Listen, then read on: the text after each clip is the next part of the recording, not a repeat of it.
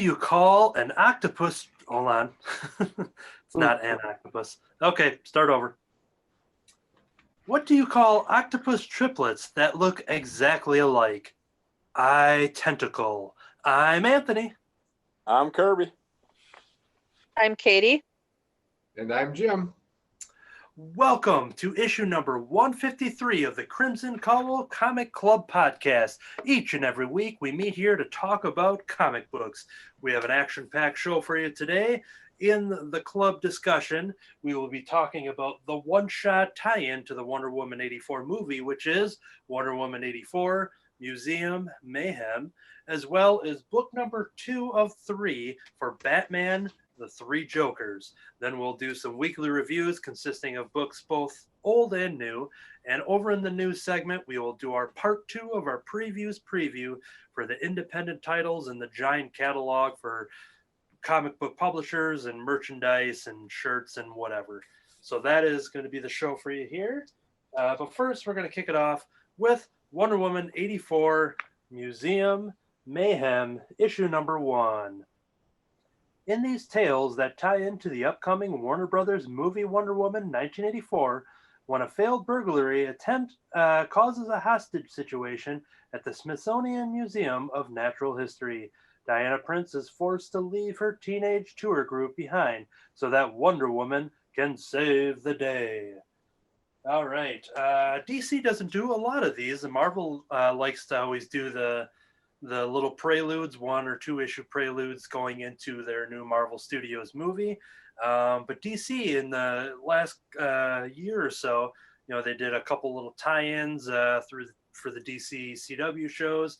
And now they have one for Wonder Woman 84, which is supposed to come out last December and last June and last August and at the beginning of this month in October, and expected this Christmas, which will most likely be delayed till next year. So, but they finally decided just to release this book because all of the variant covers were Wonder Woman 84. I'm pretty sure we'll have the movie by 2084. Yes, hopefully. So yes, this is the Museum Mayhem. The overall idea of this issue is just kind of introducing some characters a little bit, just kind of getting people excited, getting the book out there, getting people that are maybe excited for the movie that haven't read comics. This is dealing with Diana Prince, who's giving a small little tour of the museum here, and we do see Barbara Minerva. Kristen Wiig's character in the movie, we see her for a little bit. It doesn't. These kind of preludes don't do anything in the sense of like, here's a missing chapter that you won't understand the movie unless you read the book. It's just kind of out there to get some product, kind of serve as an advertising piece. But yeah, she's dealing with a bunch of people who are stealing some stuff from the museum here. There is a second story in here too that we'll talk about when we get there. That one I was a little confused about. I really like the first one more, but so yeah, we'll start off with this first one here. It's her showing off this ancient Viking warrior armor and shield and swords and all that kind of stuff into these 3 kids who are kind of messing around, who will eventually become heroes in their own right as they try to help the museum. So that is kind of what we're dealing with in the first portion of the story. We see some guys come in and they're there to steal this diamond. It's a very cookie cutter type of plot. It almost feels like a Wonder Woman 77, Batman 66 type of story in that sense of, just setting up the real simple danger, no interdimensional threats or monsters or demons or gods, just something kind of real basic, but I really enjoyed it. Anyone else who has read it that kind of wants to chime in on something? It was very fun. It was a very cartoon. Go ahead, Katie. It was really fun. I liked it. I just enjoyed it. It was good for me. And they gave me hyped up for the movie. And I'm also really happy that Louise Simpson. I really like her work. I thought the first story was a little better than the second one as well. But the museum stories, yeah, this was worth it. You know, sometimes shows or the kind of hyped up for the new ones are not. Yep, did she drop out there? Okay, she dropped out, so I will send some messages. Jim, do you want to jump in with what you were going to say? Yeah, I love the bright colors. It was very much Saturday morning cartoon feel. The action was really high. I just thought it was a little disturbing that when she finds out that these kids go and get involved in the action, she doesn't stop that. She kind of does a little bit of encouragement there, but you've got teenagers, putting themselves at risk here. Maybe protect them a little bit, but yeah. Yeah, she was very trusting in them. Yeah. And then, but yeah, the first story was very fun, very interesting that way. And like I said, lots of action, lots of brightness. And then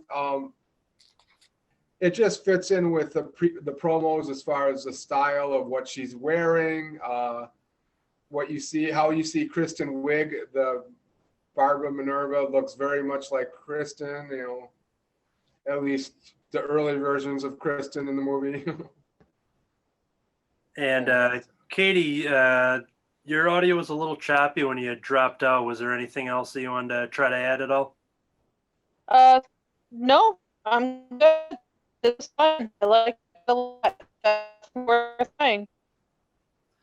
Good. The one thing I was wondering, I'm glad that continuity-wise, this really fits in with the story, because this one's kind of taking place in the 80s, 1984.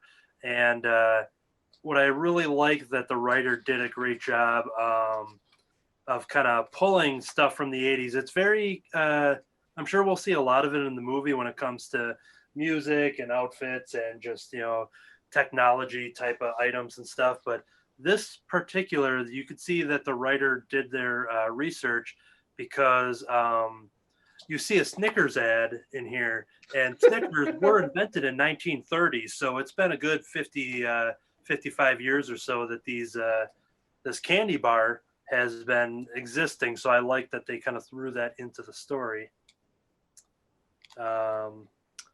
But yeah, kind of going off of what Jim said with the colors and stuff, I thought that was some excellent work, especially that awesome page where she is bouncing off all the bullets off the bracelets and everything. You kind of see her arms in motion and stuff, but just a real colorful, heroic pose. And but yeah, I think the book ultimately does what it needs to do, just to kind of, if somebody sees this awesome cover, by the way, and nice picks it little up. Easter egg too. Oh, with Maxwell Lord. He's going to be one of the villains in the movie, so. Yeah, Pedro Pascal, the Mandalorian. But yeah, Museum Madness, or actually Museum Mayhem. That was the title of the other one. I was just going to get the credits here in a second, which I have to find now. I thought it was kind of funny. I thought the story was over the way one of the ads showed up at the end, because it was one of those where it cut to the Wonder Woman 84 trade paperback ads and all that stuff. And it is Museum Madness. Okay. I think the whole thing, Museum Mayhem, is the title of just the book in general. But yeah, story by Anna Obrata and Louise Simonson, art by Brett Blevins, color by Steve Buccellato, letters by Travis Lanham, and then the awesome cover. There we go, Nicholas Scott and Annette Kowak. But yeah, that cover was definitely gorgeous there. And so yeah, we see Diana, yeah, like what Jim said, not really doing much to stop them, kind of trusting the kids to fend for themselves, in which they're able to use that Viking warrior armor and weapons and push over this giant skinless bear statue on the people and save the employees and ultimately get the diamond that clinked, bounced off out of the thieves' hands or the pockets there, and returning that home. And I do like that one of the kids is like, a bad guy dropped it. We were just about to give it back, I swear. But yeah, just a nice, fun story there. Now the second one, I was very confused of what was kind of going on here. I do like the art because it's Marguerite Savage, who I recently really liked, and she did a run on the current Archie books. Steve Pugh is the writer. Travis Lanham is the letters on that backup story. But anything anyone wants to add about the second story at all? This one was the art style is very much Wonder Woman 77, the TV show. Yeah. Even the face, it looks like Linda TV Carter. show. Let's see. Yeah, Linda Carter. Yeah, there you go. Yeah, right down to the outfit and everything too is very exactly the Linda tiara, Carter. the outfit. But yeah, I know, like right from that opening panel, I was kind of confused just based on the positioning of some of the characters and the silhouettes and the close-ups and I was just kind of very confused on what was happening at first there. And it never really explained what was going on, other than she and Steve are involved with protecting these kids during a robbery. And is it supposed to be the same robbery? Yeah, that's what I was kind of confused on too, if they were supposed to kind of be one and the same there, but anyway, that story was called Wolf Cubs, Wolf Club, which might be the episode title now.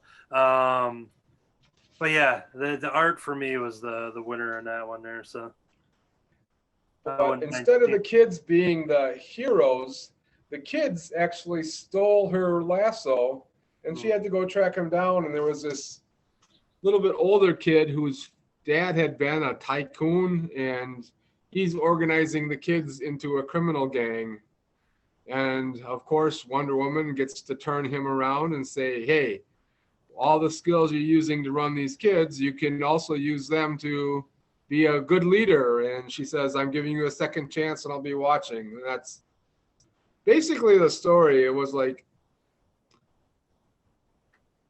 it could have been done in like 3 pages. Instead, they spread it out to 8, with a little bit of action. But well, if anything, I want to see Marguerite Savage do some Wonder Woman in the future. So as far as art, I'm not sure if she's worked on the book prior, but I definitely like that style and her coloring and everything too. So yeah, as far as that goes, yeah, it is very much, even like this girl, the outfits on all the kids, they kind of look 70s. Oh yeah, definitely. Yeah, there are ones, maybe 1984, but they don't want to like let the 70s go quite yet. So good. All right. Well, I think maybe she would catch the title of the movie that was Wonder Woman 84, and she just remembered the TV show. Yeah, there we go. All right. Yeah, I think that'll do it. It's just a one-shot little special. Unfortunately, won't be able to lead into the movie until maybe Christmas Day, but most likely 2021, I bet. So, all right. So yeah, that will be that discussion. Then we'll jump over to the book 2 of Batman: The Three Jokers. I'll get the synopsis here. Let's see. As Batman and Batgirl follow an unexpected thread linking the three Jokers with someone from the Dark Knight's past, Red Hood dives headfirst into trouble and finds himself struggling to stay afloat without the aid of his allies. All right. We have a couple people have read this one here, myself, Jim, and Katie. Damon was another one of those who unfortunately wasn't able to be here today, but we have three Jokers ourselves here. That's the one thing that is always a staple for the Crimson Cowl Comic Club. When we talk about three Jokers, we have to match that. So we're good. We can record it. Jim, you want to kick us off there? Yeah, this one's the very clever opening. The purple van pulls up in front of the house. Joker gets out, goes in, sits down with a family that is obviously very nervous about him being there. But they sit down for dinner. Mom puts some food on the table. The kids, worried about coming down. But they come down, they're sitting around, they're eating. And all of a sudden you hear somebody say, "What are you doing?"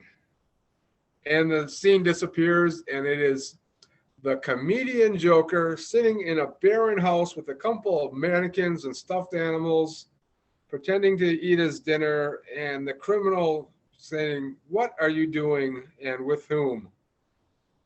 And you find out, okay, so maybe the guy is a little cracked, like we always suspected. So, yeah.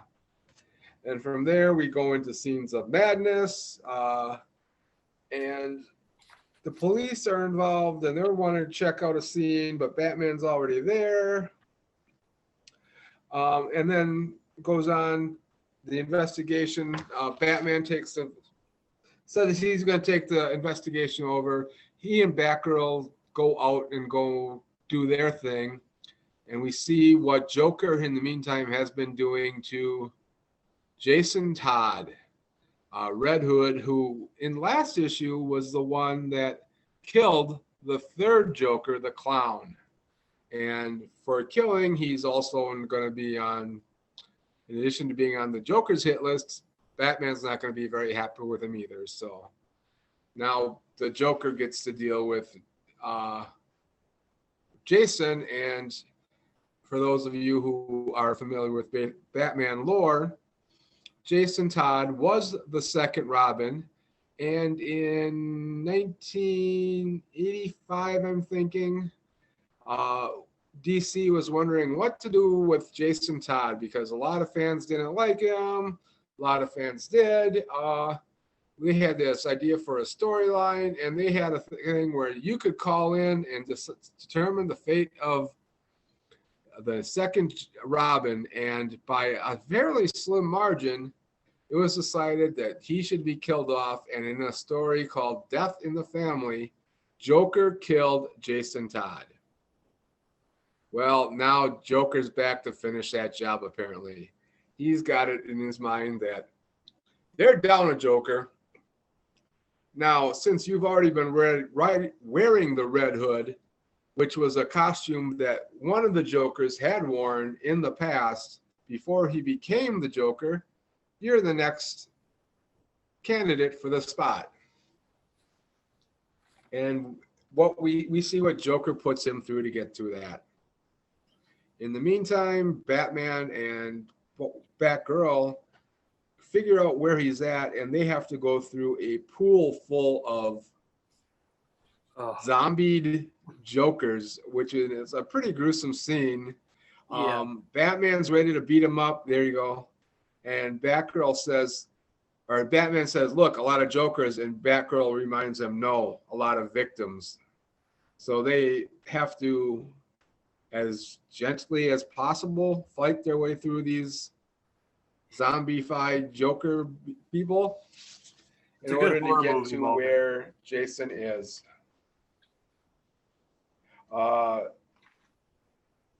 They end up rescuing Jason, but it was a very dramatic scene. And it brings up a lot of the issues that Jason has had over the years with being Robin and being Red Hood and being what he has always considered to be abandoned by Bruce Wayne and Batman when he was actually believed dead by everybody. And they've pretty much come to the forefront. And while at one level he knows what happened, he also feels another way, and he's dealing with that. And the fresh trauma that he's been through is something. And here we see a closer relationship with Barbara than I've ever expected, would have expected from those two characters. Not that they're the best of friends or romantic or anything, but there was more of a connection that I would have expected to have ever read between those two. And we end up with a another scene with Joker talking to another person who's got a strange history in Batman lore, in his status as to what he's done over the years has gone up and down. And the last page is a very dramatic page that is very much a recreation from The Killing Joke. There you go. The Killing Joke was a story in which Joker shot Barbara Gordon and put her in the wheelchair for many years. While that story was not originally considered to be canon, it became such a fan favorite that DC made that canon, and Barbara Gordon was forced to give up being Batgirl and became Oracle for many, many years. So this, it's touching on both of those stories and both of those characters, and it's funny that was different Jokers according to some of the stuff they've shown. That one Joker did Jason Todd and another one did Barbara, but now they're both involved in it. So we still got some questions to be answered. Well, that was a pretty excellently explained run through of the issue. So thank you for that. I knew I went to the right person for that one. So oddly enough, I want to take it back to that very first page because I have a question for you, Jim. Okay. When we see that Joker van, now growing up, and now I have to see if I still have it or have to go find it. I had that little purple Joker van in like a Micro Machines set. And, and they came with, I think, like the Batwing and the plane and stuff. And but that Joker van, is that something that we've seen often or just kind of randomly here and there? Do you remember? I don't know that he has ever actually had a Joker van. In the comics anyway. He's always used whatever vehicles were necessary. A lot of times he's got like utility trucks or whatever that will be spray painted, or the clowns will do whatever they need to do it. But there have been, like you said, toys are frequently made to be Joker cars or Joker vehicles or whatever. But movies and toys have done it more than I believe the comics have ever done it. So I'm gonna go check my Batman shelf real quick. In the meantime, Katie, do you have anything to add for this one? Yes, I'd be delighted. Okay, so I read issue number 1 and 2 last night, and I was actually pleasantly surprised. I thought it was an interesting story, very engaging. Definitely some pretty gripping scenes, like the smiling shark in the aquarium and the pool full of Joker zombies was pretty messed up. Overall, I enjoyed this story. I am definitely looking forward to reading the next one. I'm happy I picked it up. I like the interpretation of the 3 different Jokers that are sort of drawing on the mythology of some really well-known, distinctive Joker stories. And then at the end of issue 2, there was actually something I thought was really touching, and it was just Barbara talking with Jason about how she had healed and recovered from some of her trauma, and I really thought that was a good moment between the two of them. I liked the possibilities that it opened up, and just as a reader, I feel like I got something out of it where I'm like, okay, yeah, like that means something to me today. So I don't know a whole lot about Batman, but I felt like this was still pretty easy to pick up just from what I do know. And like in terms of looking at it like a writer, it was a really well-written story, and it's pretty compelling. I am looking forward to the next one, actually. And I do have one question, though. Okay. And this might be breaking character integrity. So Batgirl and Jim Gordon appear together in the same scene.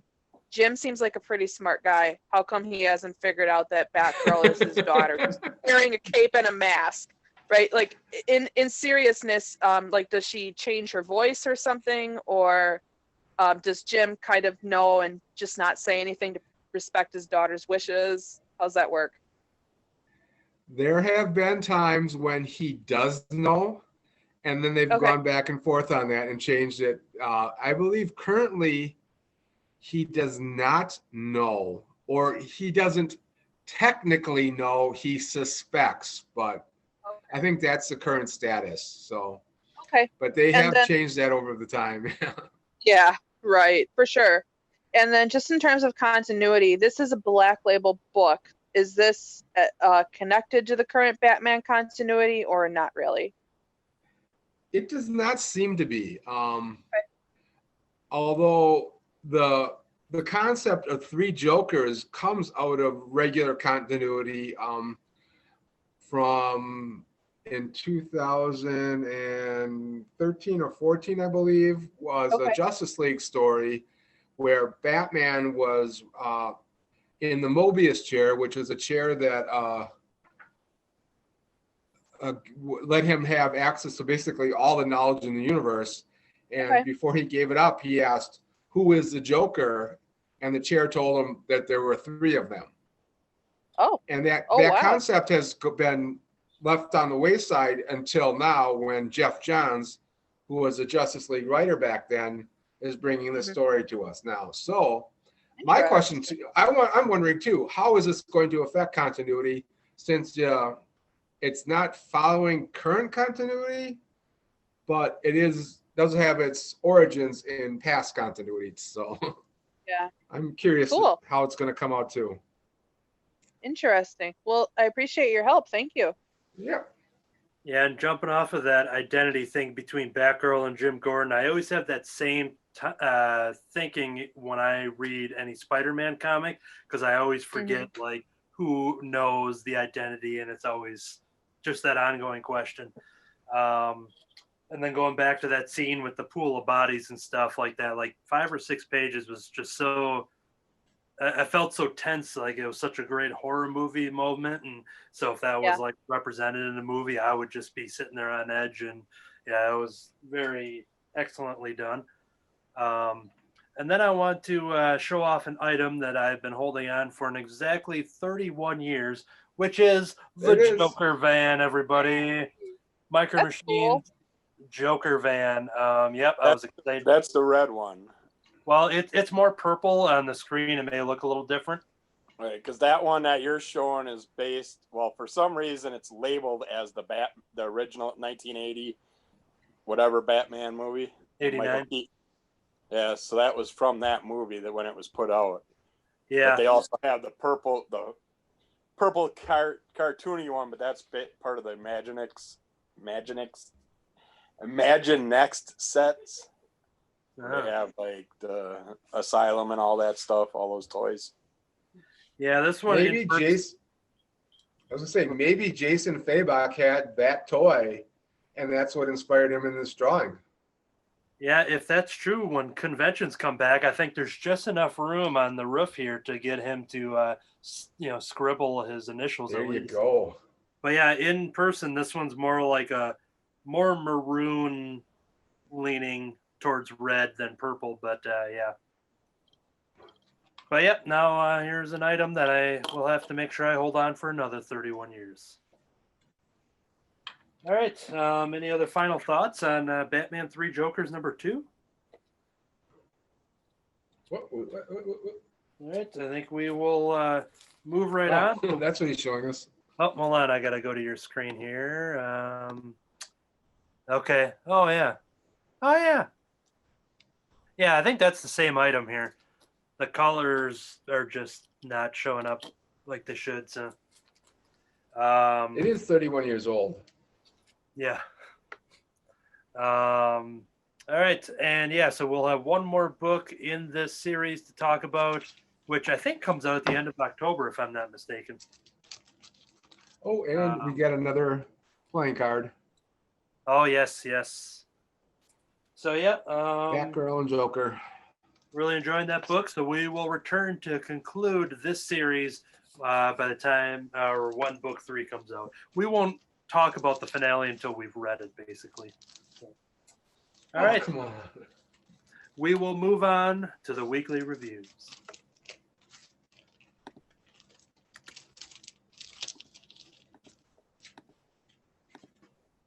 All right. Recording.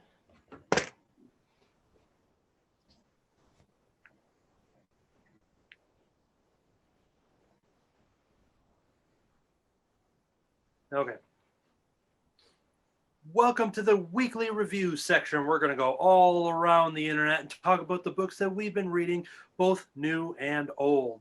This one I was very excited for because it was one of those pre-pandemic slated releases for Champions, issue number 1. A law is passed that goes against everything Ms. Marvel, Nova, and Spider-Man, Miles Morales, founded the Champions for. But the world still needs heroes, even if the world doesn't want them right now. So I had talked about this a couple different points with some Ms. Marvel issues, with the Outlawed one-shot that kicked off 2020. This is basically branching off from that. Champions Outlawed, issue number 1, a new, at this point, an ongoing series, dealing with the fact that the Champions were there when they tried to stop an attack on a school, and there was some casualties, a lot of destruction, and Kamala Khan, who stayed in her student attire, not as Ms. Marvel, was there trying to help people on ground level while she wasn't able to get away and suit up as Ms. Marvel. She was someone that got hurt and sent to the hospital, and while she was kind of in a coma, the world was reacting to the fact that these young heroes are kind of maybe not qualified to be handling these kind of things, as all of this bad stuff happened on their watch. And they started a movement called Kamala's Law. And she was very unaware of this until she had kind of woke up and saw the news for herself. There is a task force now that is being led by the government that's going around. It is the acronym CRADLE, which is a great acronym here. I will have to look to see to get that spelling as I flip through here. But this government group is going around basically to arrest these young heroes, and Kamala is seeing this in the news. She makes this, like, I don't know if she does it on YouTube or Snapchat stories or something, but somehow everybody sees this message. She puts on her domino mask and she records a video talking about that as the leader of the Champions, or one of the leaders, they've kind of shifted who is the leader at times, that she and the Champions aren't going to stand up to being silenced and stopped for being superheroes. That was one of the missions why the Champions became the Champions, because all these young heroes used to be on the all new, all different Avengers. And during Civil War II, they were witnessing all of their adults and mentors just fighting with each other again. And they said, like, aren't we supposed to be helping other people instead of fighting each other? And then they branched off and formed the Champions. So they want to stick to that, but now they're kind of, being scrutinized for that one event that got really out of hand, but now they're just kind of labeled as complete bad guys. So basically being a young hero is illegal, and they're going to try to fight for it. I keep flipping through trying to find what the task force is the acronym for, but the one of the leaders of the task force, which, going back to the Batman 3 Jokers discussion, kind of talking about continuity and who knows who and what and this and that and what's canon, what's not canon. Dum Dum Dugan, one of Captain America's old war buddies, is the leader of this. I forget right now if Dum Dum Dugan has some sort of, super soldier serum that he's still alive, or if it's the sliding timeline in comics that, just to kind of keep these characters moving forward little by little, but not as fast as we're reading them.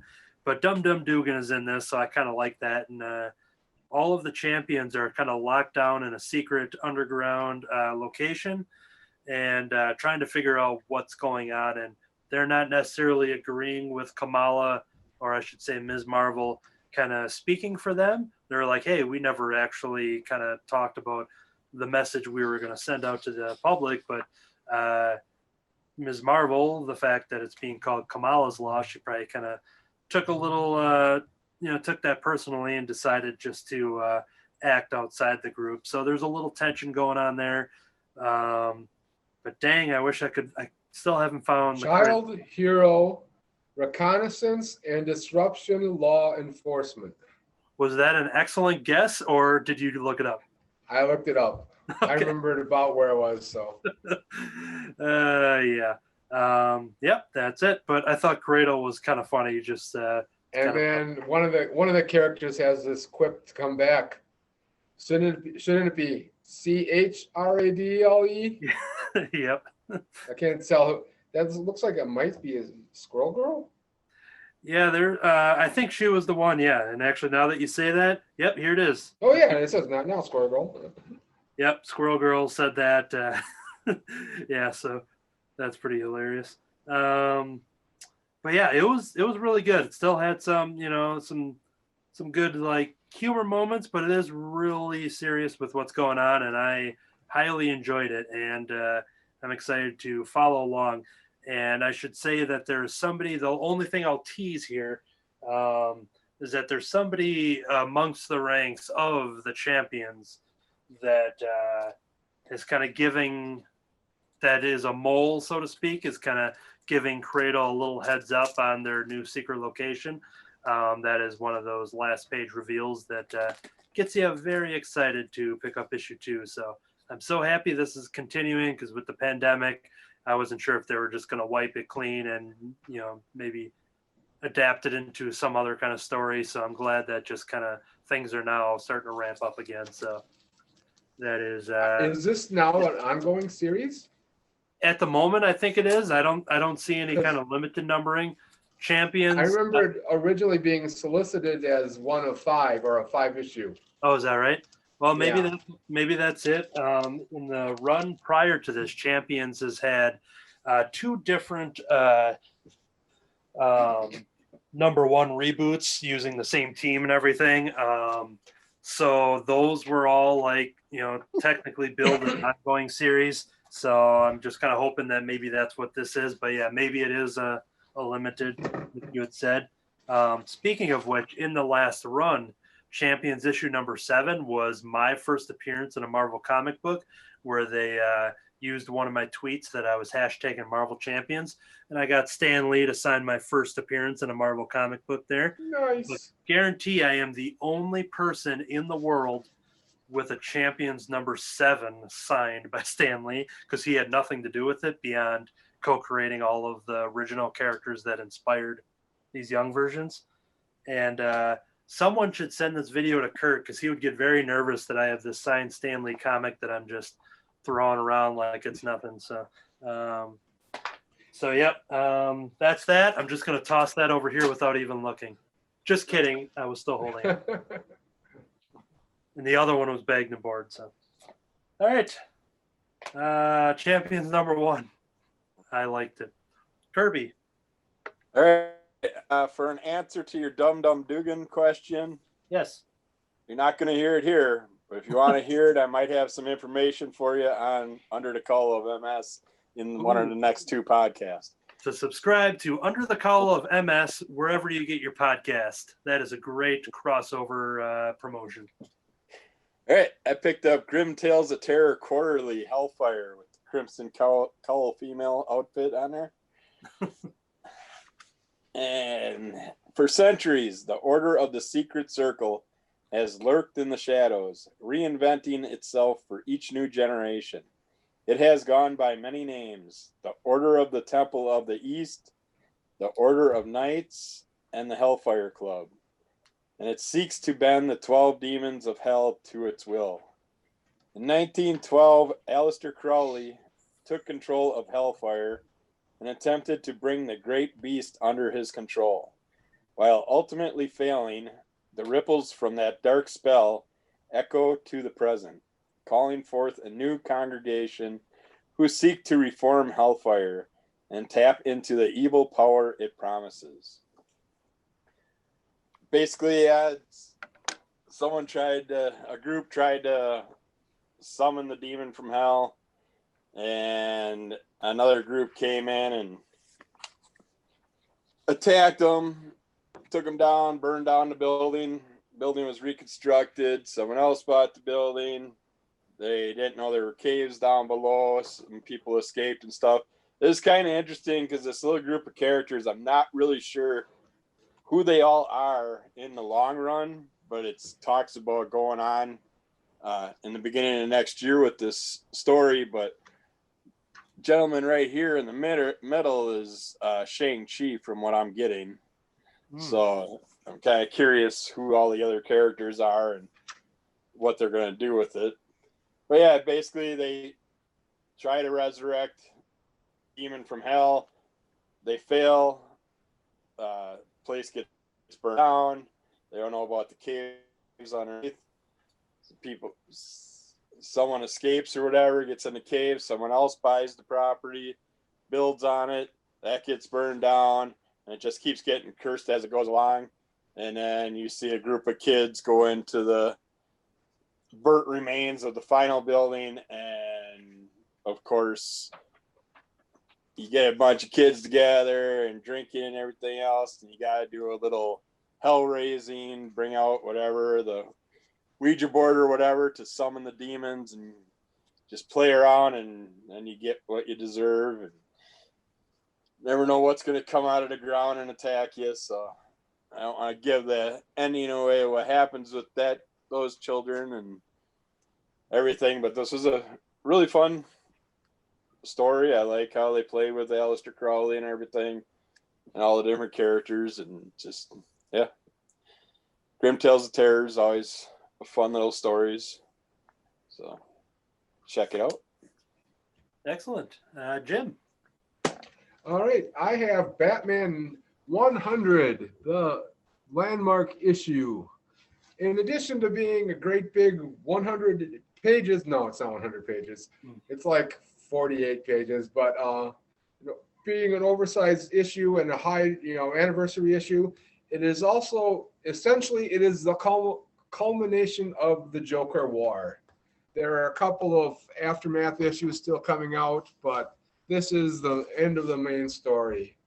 And it does a lot of things to update the status quo of the Batman family going forward.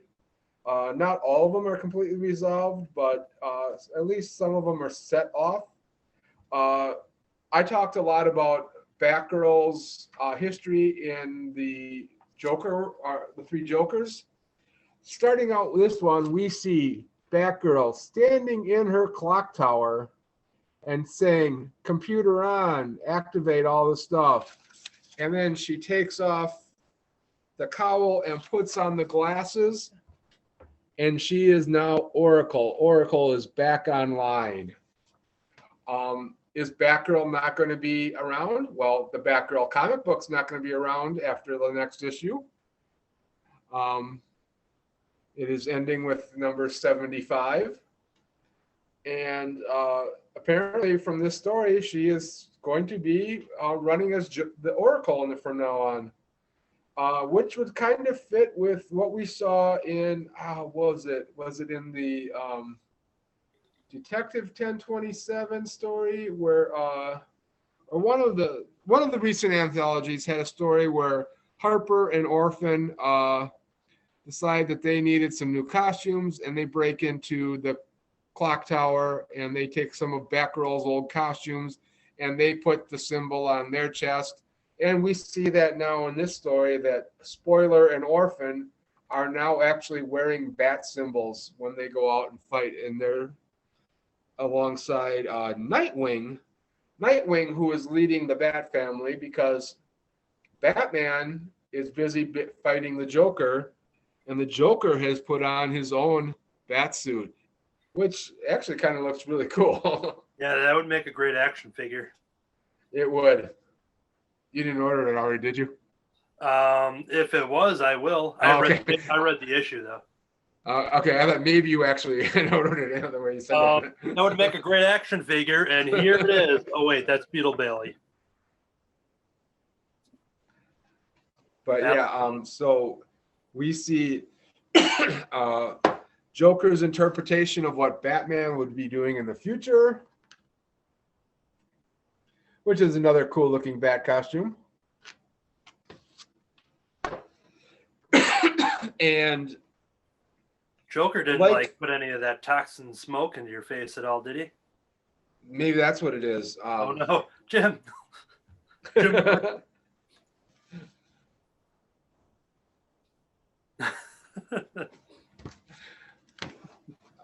And the surprise hero of this issue is not Batman or Nightwing or even Batgirl, Oracle. It's Harley Quinn. Harley Quinn is the one that is able to end this Joker war by giving Batman an ultimatum. There you go. And in order to save Harley, he's got to make a decision on letting Joker die or save Harley.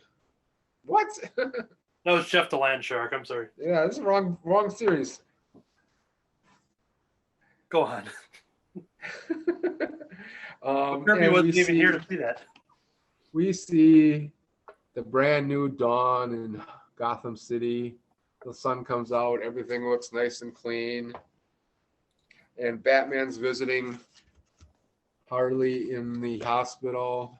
Here we go. And we end up with an epilogue, a one-page epilogue introducing a new Batman villain, maybe hero, maybe somebody who decides that Gotham City needs a choice of who their hero should be, and he's going to be called the Ghost Maker. Another digital action figure. Yeah, and that's another kind of cool-looking costume. For somebody who's just started getting into the Moon Knight in the Avengers comics, that costume looks very much like a Moon Knight. Yeah, it's got the cape and the color scheme. White and yeah. So, and then there's another second story, backup story where Batman, and this reminded me of that second story, or the second story in the Wonder Woman comic, where Wonder Woman says, "Hey kid, I got my eye on you. You got to do better." This is Batman doing the same thing. He goes and visits the kid who was the clown hunter, and says, "Hey, straighten yourself up. You know, you can be doing better than this." So, and we get a little more dialogue between the two and a little more of the background for Clown Hunter. But yeah, that was that kind of story for there. And then there's one final thing that lets us know that even though the Joker war is over, we're not done with the Joker forever. So, surprise, surprise, even though Batman saved Harley, Joker didn't die. Yep, there's always a Joker van nearby in case he needs to get away. And we get to hear a little more about Punchline, who's got her own comic coming out too. So, yeah, that was a pretty good issue. I haven't been reading the other ones. I got it because it's issue 100, and I figure I'm like, hey, I'll jump in, I'll check it out. But yeah, it was pretty entertaining from what I read. So, for somebody who's been reading the whole Joker War, I've been reading all the tie-ins and everything.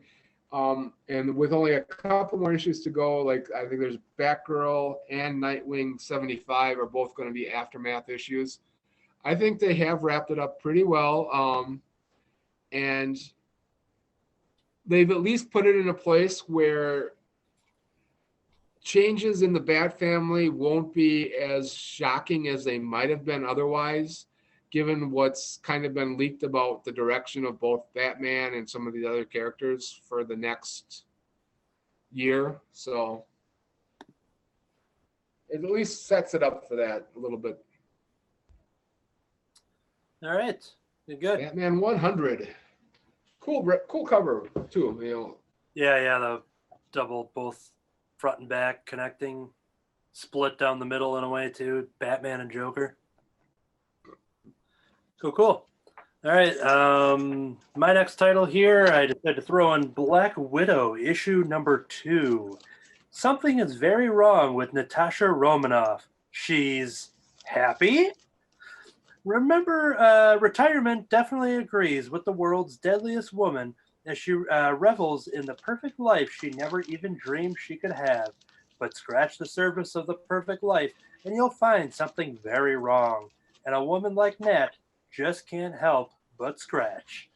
Um, this one I double dipped on, got the main cover as well as Alex Ross is doing the timeless variants. So I had to get the classic approach there from Alex Ross as well.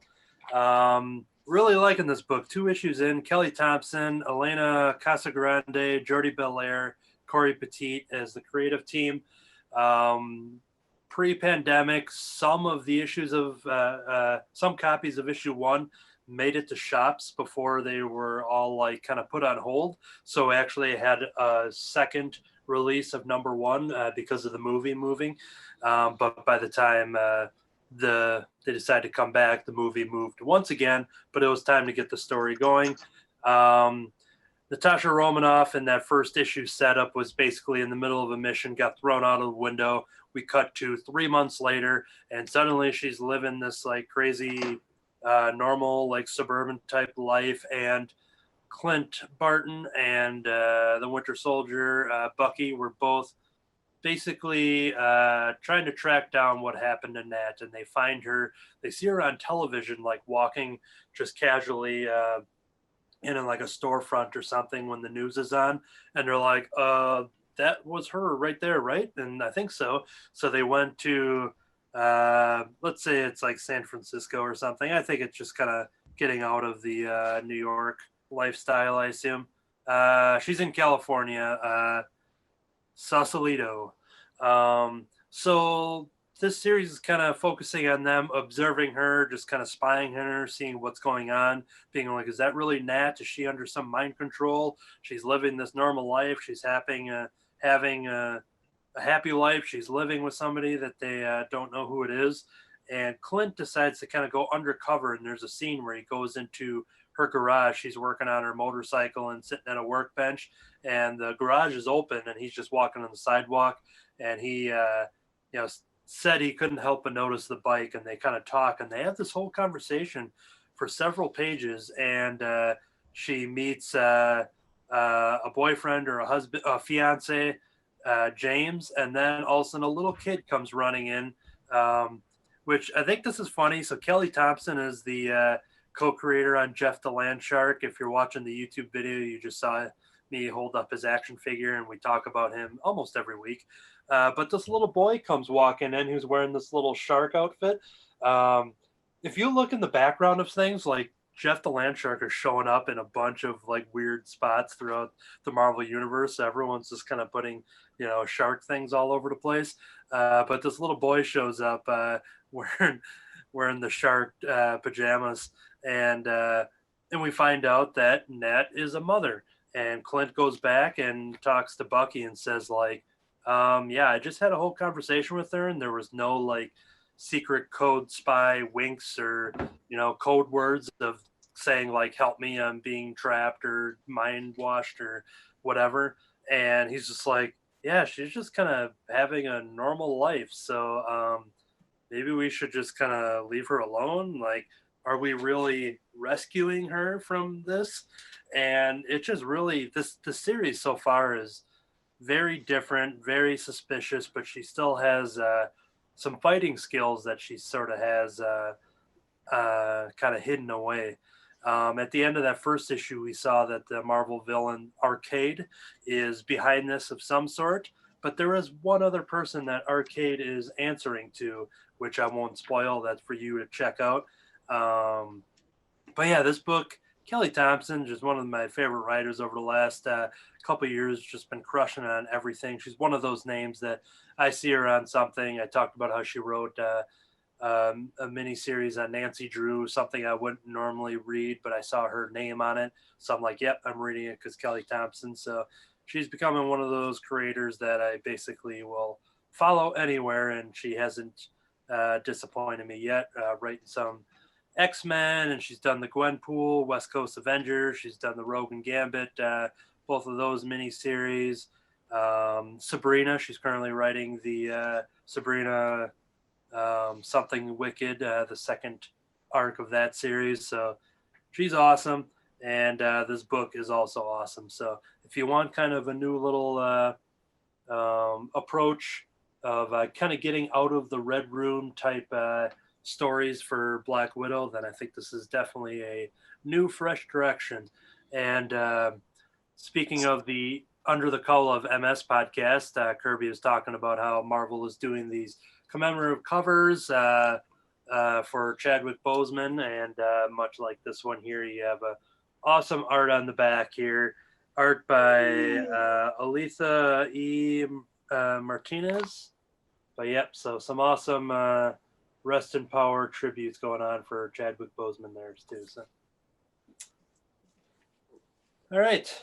And yeah, that will do it for Black Widow issue number 2. I hope that this goes on for a long, healthy run, because I am here for it. All right, Kirby, you're next.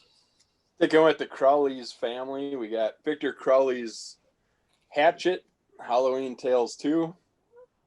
I never read the first one, but it's Halloween in Honey Island Swamp again, a time when the ghost of the dead roam freely, and Victor Crowley must turn his rage against the minions of the underworld.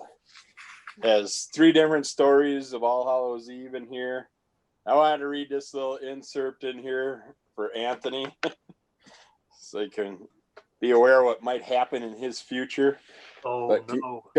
Congratulations to Jeremy Lucky. His winning bid in the Movie Crypt podcast annual Yorkie-thon, a 48-hour live marathon and silent auction to benefit Save a Yorkie Rescue this past year, put him on Victor Crowley's radar to be killed in a comic. Poor Jeremy can be found on page 15 in Dimitri Fought a Bear, playing the role of the producer. What happens when he tries to cut the action on Victor? Well, we find out that the human head can explode in very wonderful, gory ways. Thanks for participating in the Yorkie Rescue benefit, Jeremy. After your run-in with Victor Crowley, your puppy chow. So watch what you ask for, Anthony. Who knows what you're going to be drawn in as in the future. Yeah, that might be a nice little plug for Slowpokes, which is wrapping up a Kickstarter. Issue 1 will be released very soon. So check out Slowpokes if you want zombie sloths. And maybe in issue 2, you might see a recognizable face. I don't know. And it's got a wonderful cover of a sloth slicing a guy's throat. But yeah, the first story is called Weed. Not what you expect. It's not about drugs. It's about a character messing around with Crowley.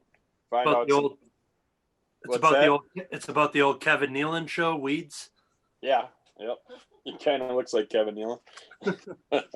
Yeah, he basically has some family history with Hatchet and ends up trying to play around with him and gets his just dues. You got a fun little PSA from Honey Swamp with your old pal Hatchet on there. Oh, wow. It's basically you got Hatchet going after a guy with a COVID mask on, and the guy with the mask is like, dude, social distancing. So Hatchet backs up, and it says, remember, keep your distance. And then Hatchet throws his hatchet at him and kills him. This is very timely. Yeah, that was hilarious. It's got a bunch of little, like, find your way games and stuff like that through here. But second story's Dimitri Fought a Bear. It's basically a guy that goes around killing, like, he's after this giant polar bear. He killed some legendary crocodile, some other rare creatures, but he decides to take his TV show and go hunt down Hatchet in the swamp, and just imagine what happens. I can't ruin these for you. And then last one's a nice little cartoony witch story where 3 witches go to mess with Hatchet, and they find out that they shouldn't be where they are, and he comes after them. But yeah, it's a fun Halloween one shot. I want to get the first one since I never read that, but yeah, this is hilarious. So Cool. All right, this next one, I'm going to talk about some Archie comics. Oh, wait, this ain't my title. What happened? What?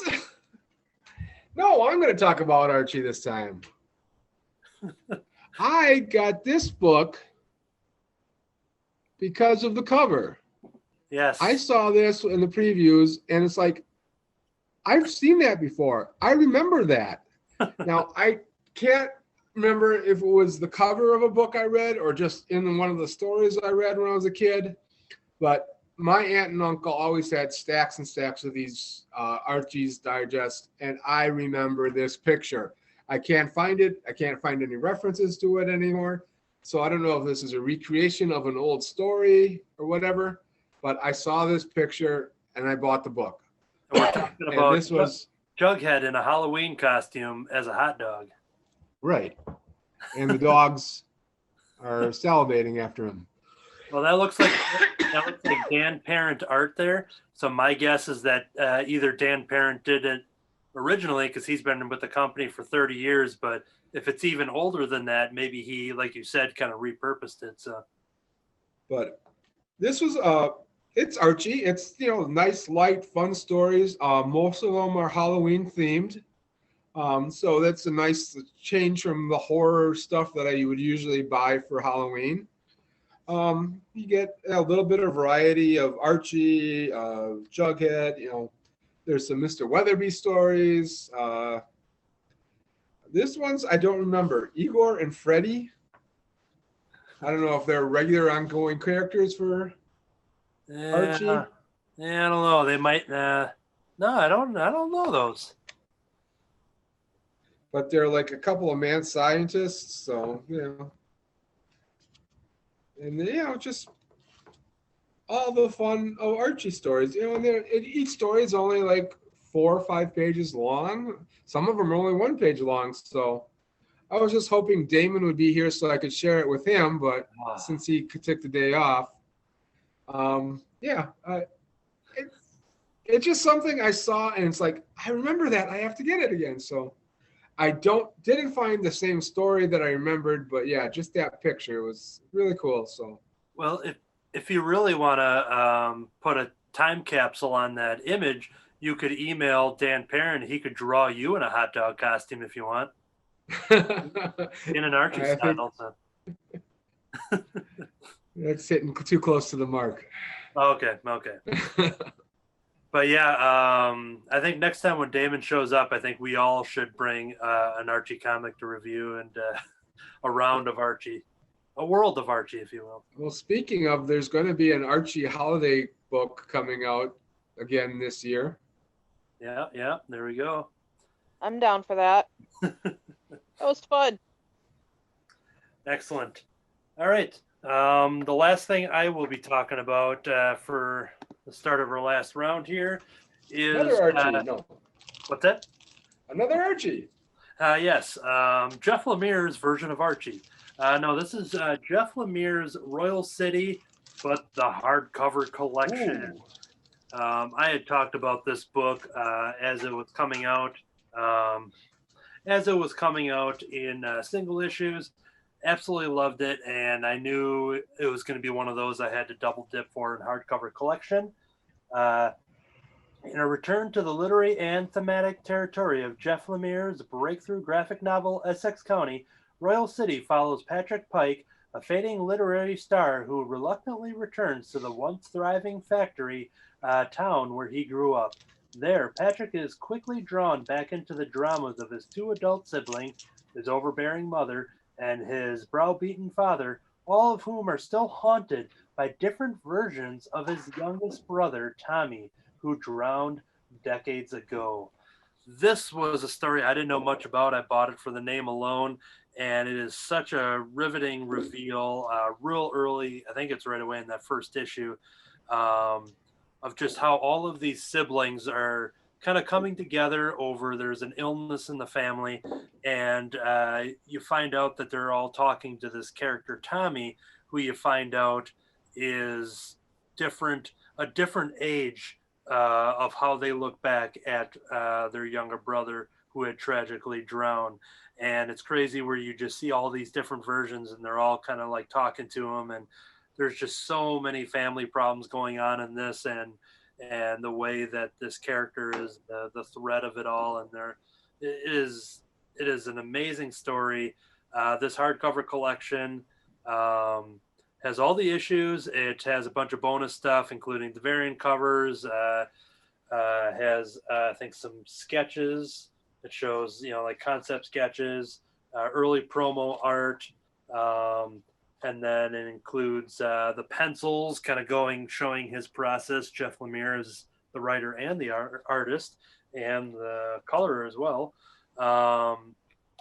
Going through the design of the logo, even showing off all the variant covers, and like the single issues, most of the issues had these mixtapes. He gave his mixtape tracks of what he was reading as he was kind of writing each issue.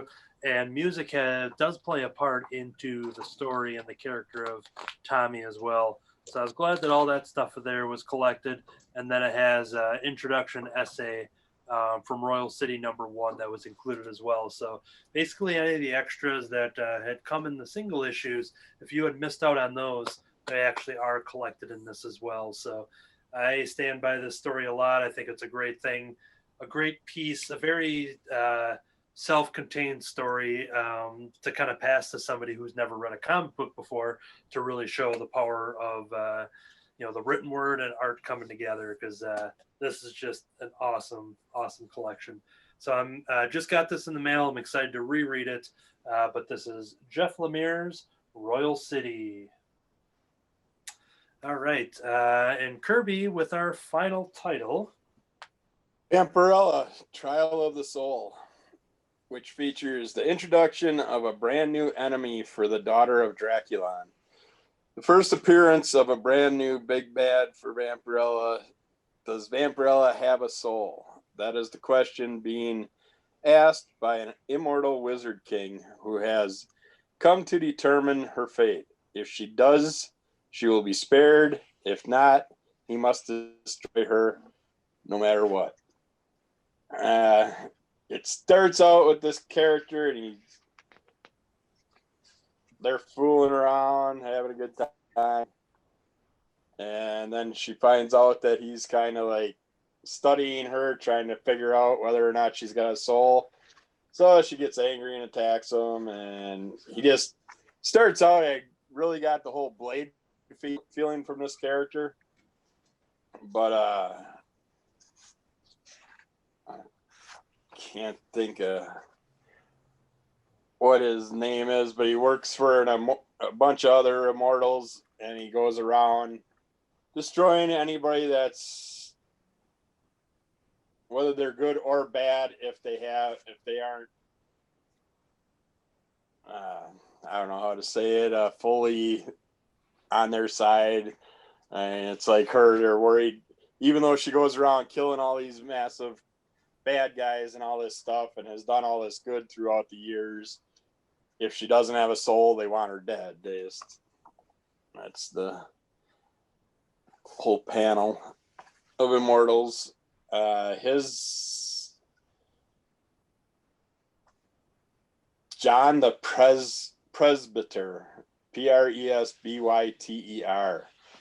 He's a new character being added to her rogues gallery. He's a very interesting character, but yes, they don't go too deep on who he is or anything or what he's done. He's got some powers where he can basically turn to like this liquid light form, but yet he doesn't have no superpowers, but he's immortal. So kind of curious what they're going to end up doing with him, but it says at the end of this also that they are going to go deeper on into the storyline come next year.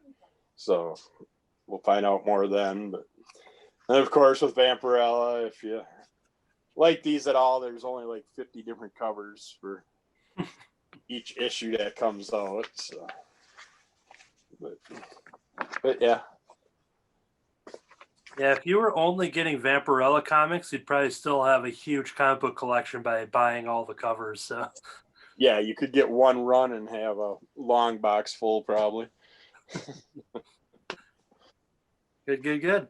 All right, well, that is going to do it for our weekly reviews. Stick around. We have one more segment, which is the news. Kirby. Yep. Prester John or Presbyter John was a historical figure in the Middle Ages of Europe.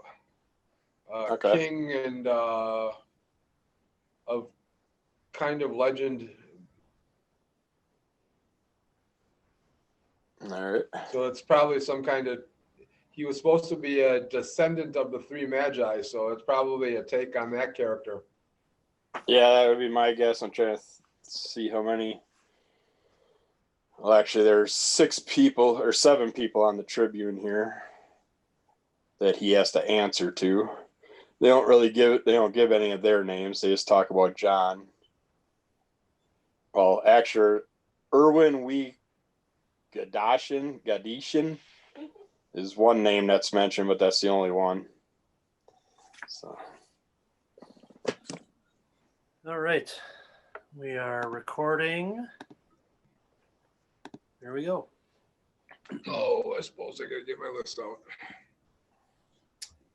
Welcome to the news section. What we're going to do is part 2 of our preview. Go back 2 episodes to hear what we were selecting for Marvel and DC for products coming out in December and beyond.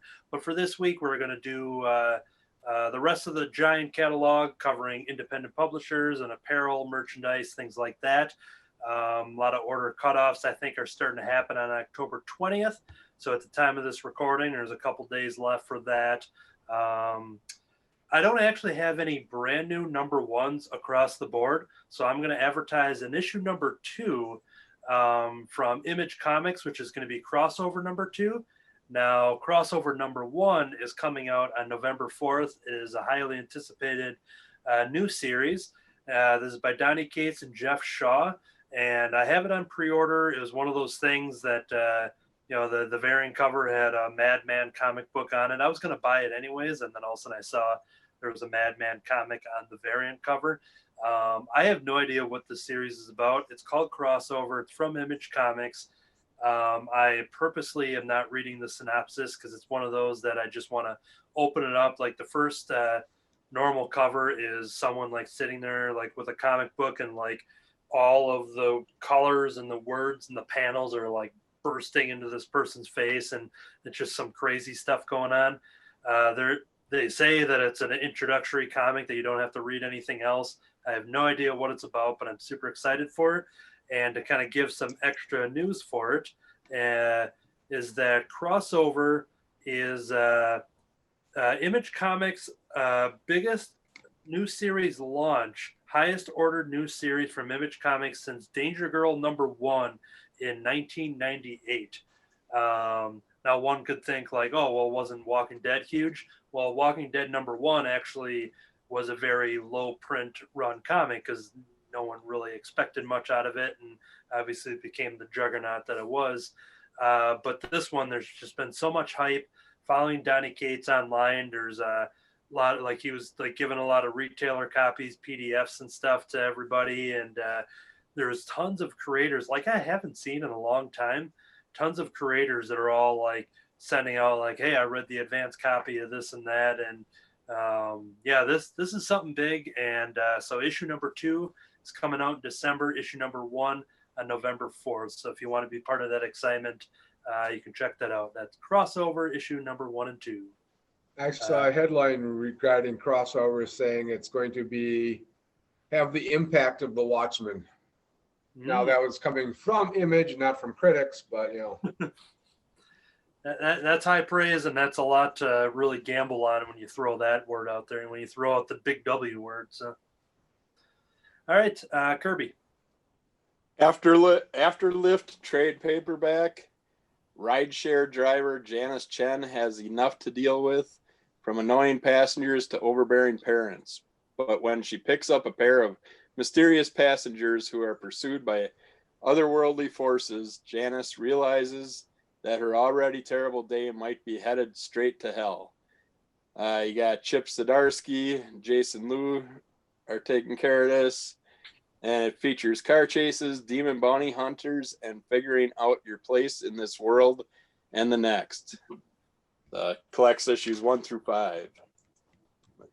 Sounds like my kind of chaotic fun. Yeah, this was a Comixology original digital first, and I had bought it back when the digital came out, and then there was a deal for the rest of them, and now you mentioning the trade paperback reminded me, I got to go back to the iPad and finish reading that series. But yeah, that first issue was really awesome. So, all right, Katie. All right, so I don't have too many picks this month. One of them, though, is we're going to get a new Labyrinth series from Boom. And Jim very kindly lent me the first series, probably about a year and a half ago, and I really liked it. It was beautifully drawn, a fun story. So now this comic series is going to be called Labyrinth Masquerade. I don't know if it's a limited or an ongoing, but that looks cool. So new I Labyrinth. believe it's actually a from one-shot, Boom. Katie. Oh, really? Oh, that's awesome. Okay, that actually makes it easier to commit to. I love that. Thank you. Yeah, I'm getting that too. Cool. All right, I mentioned it earlier, so here it is. It is the Archie Christmas Spectacular 2020. Have some festive fun and holly jolly hijinks in this special collection of Christmas tales. $2.99. I believe it was a fairly good sized book last year. Get it pre-ordered from Midtown Comics. You only pay getting it for less than $2. So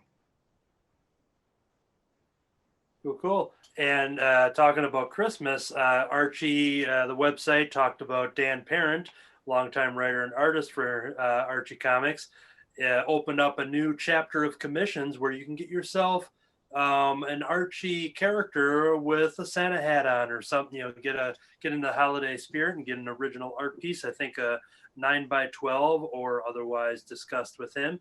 And then there's variations too, in which you can get yourself drawn in an Archie version, which I had gotten early in the summer.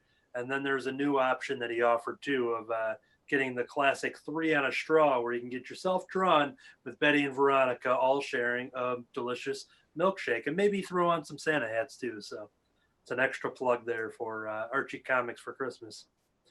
I think the only pick I'm gonna talk about here is Firefly Blue Sun Rising, issue number 1. I just had it up on my my form here, but I clicked away. I had talked about last week, I think, or the week before, Blue Sun Rising number 0. Here we go. It's the end of the first Firefly ever event. And now everything changes. Shocking losses lead to stunning decisions as Mal and the crew of Serenity must face the consequences of their choice in war against the Blue Sun Corporation. The verse is changing in ways no one ever expected, and a new chapter of Firefly begins here. So yeah, it was this is Firefly Blue Sun Rising number 1. Based on the wording, I'm not sure exactly. These are all just feels like one shot sort of that tie in with the main arc. So basically, if you're liking the Firefly series from Boom, make sure to subscribe to Blue Sun Rising as well. All right, Kirby. Blood Force Trauma number 1 is Atomic City's most popular fighting show, where the most savage warriors from all the known universes gather to battle to the death, and only the most brutal will survive. But Zap Daniels, Blood Force Trauma's number 1 fan, is about to get a little too close to his obsession when he is unwillingly drafted onto the show as a competitor. Now he must fight to survive. I don't know if this is part of the All Reds Atomic City. I don't see them part of this at all. Yeah, probably just a coincidence of the name. That's what I was kind of thinking. But yeah, it looks interesting. Very good. Katie. All right, so over at IDW from the Star Wars Adventures line, they are publishing Smuggler's Run comic. Now, what's cool about this is I listened to this audiobook like 2.5, 3 years ago, And it looks like the same team of Greg Rucka is going to be working on adapting it. So I think that's kind of cool. And I really am having fun with the Star Wars Adventures line. So I am excited to see how it turns out. And the next chapter of that holiday special thing is in there too, right? Yeah, I think so. That'll be cool. Yeah, because you had talked about, I think, last month with that, and then this one, I think, must be part 2 of the something, so of the Mhm. Life Day. Good. That's right. Jim. Vox Machina, Critical Role Vox Machina Origins Series 3, number 1. At the end of Series 2, it was teased, and Jody Hauser has finally gotten around to writing it. Art by Olivia Sampson, the same team that did the original, or not the original, this last series. And it is going to be another tale of the Vox Machina crew before they became famous on their television, internet TV show. Cool. I have no other picks. Everything else is continuing. Kirby. Erratic number 1. You're 15 years old. You're suddenly granted incredible powers. Cool, right? There's only one problem. You can only use your powers for 10 minutes at a time. What do you do when you have to save the world, but you only have 10 minutes to do it? This is a problem faced by Oliver Leaf, a teenager who has just moved to a new town and a new school and is having a hard enough time navigating classes and his crush before the interdimensional monsters started showing up. He's kind of got a Spider-Man look to him and stuff on the cover. I'm kind of curious, like that whole Miles Morales picture look. But sounds like a fun little take on the superhero type genre. All right, Katie. Oh, I'll do the Archie Christmas special as well. That was fun. That was really cute. And $3, I'm down for that. So Archie Christmas special 2020, and that's my last pick. Excellent. Jim. Okay, I found one that sounds interesting. This is called Knock 'em Dead. Here's the premise. Sometimes you kill, sometimes you get killed, but no matter what, everyone dies the first time they go on stage. Prior Bryce has always wanted to be funny, and now he's taken the plunge and starting doing stand-up comedy. Unfortunately, his older sister wants her brother to stop daydreaming and focus on the future. Pryor is determined to succeed. The only problem is he totally sucks at stand-up. That is, until an accident changes everything, leading both Pryor and Ronan to discover comedy isn't all it's cracked up to be. So this is a supernatural horror about comedy. Cool. All right, Kirby.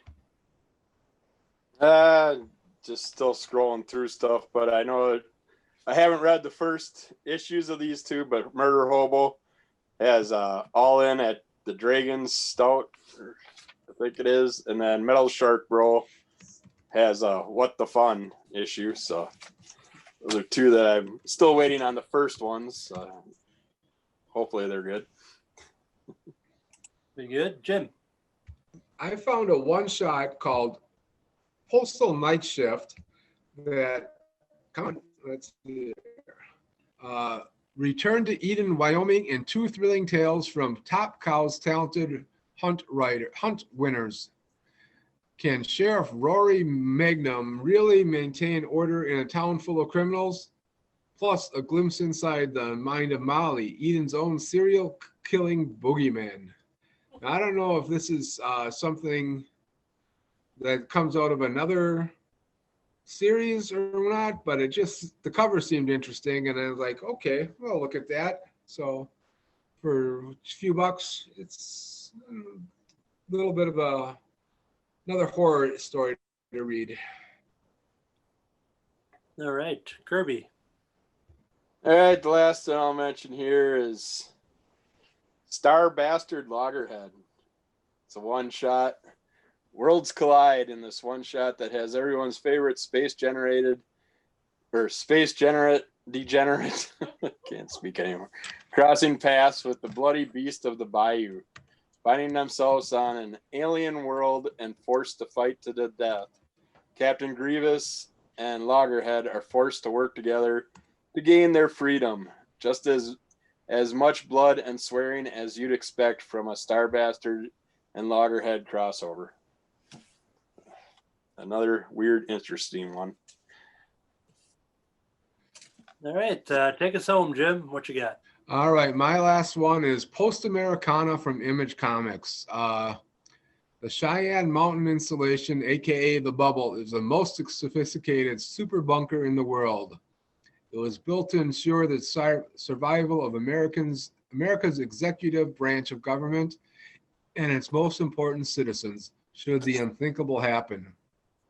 When the world ended, the executive branch failed to reach a sanctuary, but the elite citizenry did. 80 years later, one of their own has named himself the new president of the United States. He plans to subjugate the survivors of the American wasteland using the same bunker resources meant to rebuild it. The only thing standing in their way is a deadly wasteland girl hell-bent on revenge. Another post-apocalyptic story. Got a pretty cool looking cover too. Okay. Well, that's going to do it. Get your pre-orders in wherever you pre-order your comic books to ensure you have those copies waiting for you. All right. Next week on the show for a club discussion, we're going to do Batman: The Adventures Continue, issue number 5, as well as Inkblot, issue number 2. So those will be our 2 club discussions. And on the horizon, we'll, of course, have this one series that... forget the title, X-Ray Robot 3, I think that's it. Cat Scan Android. Android, that's right. Cat Scan Android. I don't know how I forgot that. So that will be on the horizon. We'll have the conclusion to Batman 3 Jokers once that comes out. So lots more fun to be had. Check out comics. All right. This entire time, I've wished I'd been Aquaman's butler instead. I'm headed to Fight Island. I'll bet a fiddle of gold against your soul because I think I'm better than you. I'm Jim. To be continued. I knew you would like that one, Jim.